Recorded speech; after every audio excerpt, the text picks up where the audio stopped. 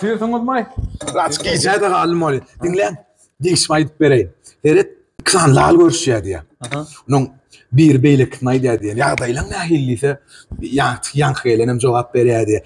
Koy yönü raçık elime ağrıyor diye. Neyem için neyem işte o. Ay düğün akşam oğlanlarımla ufak gece karaoke'da oturduk diyemiş ya.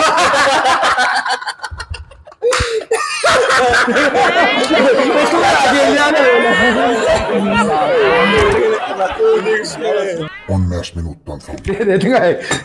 Değişme adıma düşüyor der o. İki tane var ha. Lal görüşüyor diye.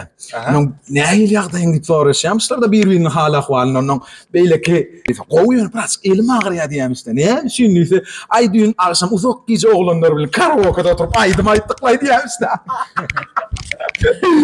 Normalde mi oturuyorsun değil mi? Kimsin? Var mı? O değil mi? Olsun abi. Oldur o. 15 minuttan. Diyem almanı sıktınız mı ya oğlanlar? Hey. Kaygı dağda dinleyin seni. Hani. İkramlar görüşüyor diye. Bir beylikini hala var uğraşıyor diye. Ay kovu diye. Yürü pratik elime ağrıyor diye işte. Ne hemşin neyse. Ay akşam uzak gece oğlanlar bile karaoke'da aydım ayttık diye işte. Sapar ayıptın var. Değişmem o. Düşünüyen. Şovur değişmeye gülüp olan o. Yönü kebir adamla şovur sebeplere yönü ağlap yörenlerini düşünüp bilemem.